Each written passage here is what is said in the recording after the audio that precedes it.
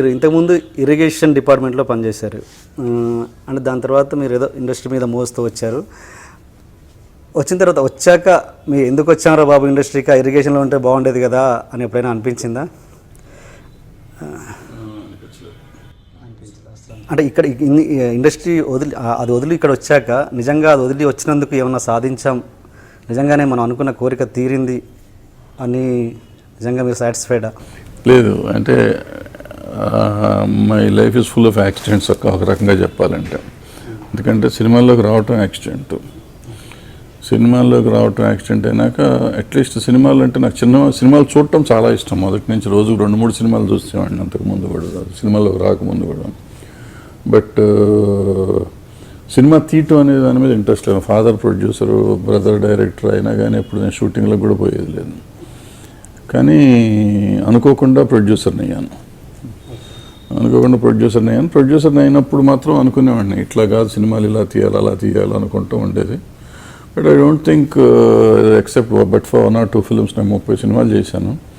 But for 1 or 2 films మిగిలిన సినిమాలు నేను అనుకున్నట్టు, నేను సినిమాల్లోకి వచ్చినప్పుడు ఉన్న యాంబిషన్ తీరిందని నేను అనుకున్నాను. నా కోరిక అయితే తీరలేదు. ఆ రకంగా అంటే సినిమా ఎలా ఉండాలి, ఎలా తీయాలి అనుకుంటానో అలా తీయలేకపోయాను. వేరియస్ కండిషన్స్, ఇప్పుడు దానికి రీజన్స్ చెప్పి తప్పించుకోవడానికి ప్రయత్నం చేయటం అనవసరం, కానీ బట్ డెఫినెట్గా తీయలేదు. బట్ యాక్సిడెంటల్గా అంటే సినిమా తీయటం అయితే ఏదైతే ఉందో, సినిమా తీసి నేను ఒక పాపులర్ టెక్నీషియన్ గాను, పాపులర్ ప్రొడ్యూసర్ గాను అవ్వలేకపోయినా పాపులర్ సినిమా పర్సనాలిటీగా అయ్యాను. అది యాక్సిడెంట్. అంటే నాకు తెలియకుండా ఈ ట్రేడ్ యూనియన్లోకి వచ్చి ఈ వర్కర్స్ ప్రాబ్లమ్స్లోకి దూరి, అండ్ ఫార్చునేట్గా I could solve few problems, I could achieve something for the workers. So that way డెఫినెట్గా I'm satisfied to some extent, not to the full extent. But అంటే మీరు డైరెక్టర్గా సక్సెస్ అవ్వడానికి మళ్ళీ ఇప్పుడు గతంలో జరిగిన ప్రాబ్లమ్స్ గుణపాఠంగా నేర్చుకుని మళ్ళీ ఒక మంచి సినిమా తీయాలనే ప్రయత్నం మళ్ళీ ఇంకా చేసే ఉద్దేశం ఏం లేదా? అంటే జనరేషన్ మారిపోయింది, ఇప్పుడు టెక్నాలజీ మారిపోయింది, జనరేషన్ మారిపోయింది.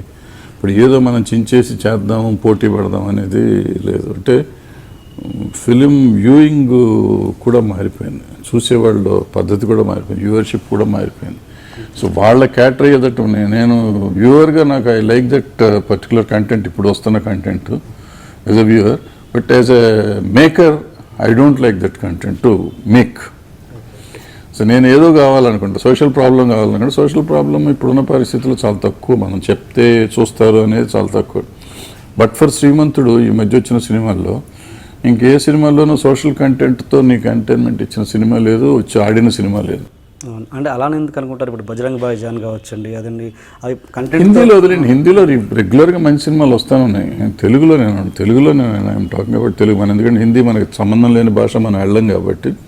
తెలుగులోకి వచ్చేటప్పటికి నాకు తెలిసి ఈ మధ్యకాలంలో వచ్చిన శ్రీమంతుడు ఒకటి కొంచెం reasonably good film, social awareness కొంత ఉంది. ప్లస్ రెగ్యులర్గా రన్ అరౌండ్ ద మిల్ కథ లేదు, యాక్షన్ ఫైట్లు పాటలు అని రెగ్యులర్ రొటీన్ కాకుండా టోటల్గా డిఫరెంట్ దీంట్లో ఒక స్కీమ్లో వెళ్ళాడు. హీరో హీరోయిన్ల పాటలు, పిచ్చి పాటలు ఉండవు దాంట్లో, ఏది ఉండదు. కొంచెం somehow I like that film. అంటే కొంచెం డిఫరెంట్గా ఉంది. అలానే ఎందుకు అనుకుంటారు? ఇప్పుడు మీరు బాగా ప్రజెంట్ చేస్తే డెఫినెట్గా ఎటువంటి సినిమా అయినా చూస్తారనడానికి, ఇప్పుడు శ్రీమంతుడు అలా తీశారు కాబట్టి చూశారు డెఫినెట్గా. బట్ శ్రీమంతుడు అలా తీశారు కాబట్టి చూశారని మీరు అంటున్నారు, నేను ఒప్పుకుంటుంది. బట్ శ్రీమంతుడు మహేష్ బాబు లేకపోతే ఆ సినిమా చూస్తారా? నాకు I have my own doubts. Okay, Mahesh బాబుకున్న ఇమేజ్తో మీకు ఆ సినిమా అడ్వాంటేజ్ వచ్చింది. అంటే కొత్త వాళ్ళతో తీసిన చిన్న చిన్న సినిమాలు, మంచి కంటెంట్తో తీసిన సినిమాలు నడిచినవి ఉన్నాయి కదా. సపోజ్ ఆనంద్ కావచ్చండి. ఆనంద్ హిస్టరీ అది ఎప్పుడో 7 ఏళ్ల కింద సినిమా, 10 ఏళ్ల కింద సినిమా సంగతి. అప్పుడంటే అప్పుడు మనం చేసిన సినిమాలు ఆడుతూ ఉన్నాయి. బాటసారి కానీ ఆ సినిమాలన్నీ చేశారు.